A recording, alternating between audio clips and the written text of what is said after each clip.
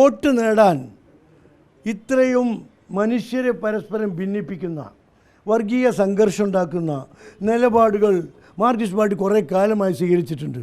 അതിൻ്റെ ഭാഗമാണല്ലോ വടകരയിലെ നമ്മുടെ കാഫിർ സ്ക്രീൻഷോട്ടിൻ്റെ കാര്യം. അതുപോലുള്ള നിരവധി കാര്യങ്ങൾ നമ്മുടെ മുമ്പിലുണ്ട്. ഏത് വൃത്തികെട്ട നിലപാടിലേക്കും CPM നേതാക്കന്മാർ പോകും എന്നതിനുള്ള തെളിവുകൾ നമ്മുടെ മുമ്പിൽ ഒരുപാട് കാലമായിട്ടുണ്ട്. ജനങ്ങളത് മനസ്സിലാക്കിയത് കൊണ്ട് തന്നെയാണ് പാർലമെൻറ്റ് തെരഞ്ഞെടുപ്പിൽ അതിദയനീയമായ പരാജയം അവർക്ക് നേരിടേണ്ടി വന്നത്. കൂടെ കിടക്കുന്നവർക്കാണ് രാപ്പനി അറിയുക. അതേ ഇടതുപക്ഷത്ത് തന്നെയാണ്.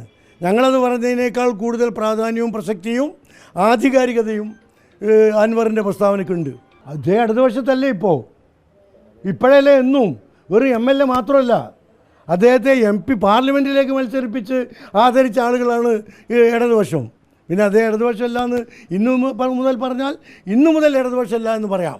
പക്ഷേ അത് ഇതുവരെ ഇടതുപക്ഷത്തായിരുന്നു, ഒരുമിച്ചായിരുന്നു. തീർച്ചയായും പ്രതിഷേധം ആളിക്കത്തും, യാതൊരു സംശയമില്ല.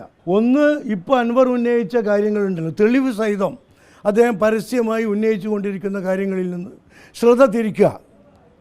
മറ്റൊന്ന്, ജനങ്ങളെ ജാതീയമായി വർഗീയമായി വിഭജിച്ച് രാഷ്ട്രീയ മുതലെടുപ്പ് നടത്തുക. ഇത് മാത്രമാണ് ഇതിൻ്റെ ലക്ഷ്യം. എന്താണ് ചെയ്യേണ്ടതെന്ന് ഞങ്ങൾ സമാന മനസ്കരായ മതേതര ചിന്താഗതിക്കാരുമായി കൂടി ആലോചിച്ച് UDF ആലോചിച്ച് ചെയ്യും. വേറൊരു പ്രധാന കാര്യം പറയാനാണ് ഞങ്ങൾ വിളിച്ചത്. ഇവിടെ പോരുമ്പോഴാണ് ഇതുകൂടി വീണ് കിട്ടിയത്. പഞ്ചായത്ത് തിരഞ്ഞെടുപ്പ് വരാൻ പോവുകയാണ്. ഈ പഞ്ചായത്ത് മുനിസിപ്പൽ തിരഞ്ഞെടുപ്പിലെ വാർഡ് വിഭജന പ്രക്രിയ ആരംഭിച്ചു കഴിഞ്ഞു.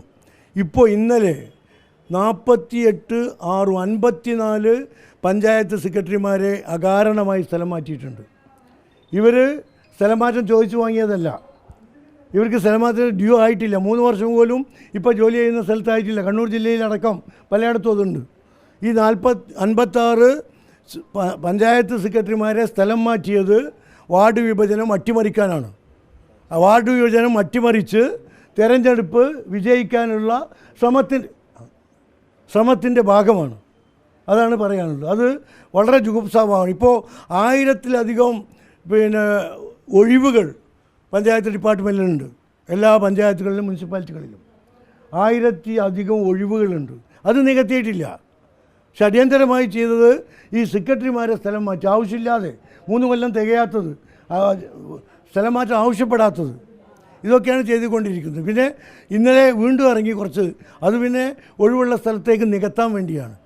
അപ്പോൾ ഇതൊക്കെ പഞ്ചായത്ത് തിരഞ്ഞെടുപ്പിൽ പാർലമെൻറ്റ് തിരഞ്ഞെടുപ്പിൻ്റെ തനി ആവർത്തനം ഉണ്ടാകുമെന്ന് മനസ്സിലാക്കിക്കൊണ്ട് അതിൽ നിന്ന് എന്ത് തെറ്റായ പ്രവണത ചെയ്തുകൊണ്ടാണെങ്കിലും കൃത്രിമം ചെയ്തുകൊണ്ടാണെങ്കിലും മുഖം രക്ഷിക്കാനുള്ള ശ്രമത്തിൻ്റെ ഭാഗമായിട്ടാണ് ഈ പഞ്ചായത്ത് സെക്രട്ടറിമാരെ മാറ്റാൻ ഗവൺമെൻറ് അടിയന്തരമായി ഇന്നലെ തീരുമാനമെടുത്തത്. 2024 മാർച്ചിൽ ഇറങ്ങിയ പഞ്ചായത്ത് സെക്രട്ടറിമാരുടെ സ്ഥലമാറ്റം സംബന്ധിച്ച മാനദണ്ഡങ്ങളുള്ളൊരു ഓർഡറുണ്ട്. ആ ഓർഡറിൻ്റെ നഗ്നമായ ലംഘനമാണ് ഇപ്പോഴത്തെ ഇന്നലെ ഇറങ്ങിയ ഓർഡർ എന്നുകൂടി നമ്മൾ മനസ്സിലാക്കണം.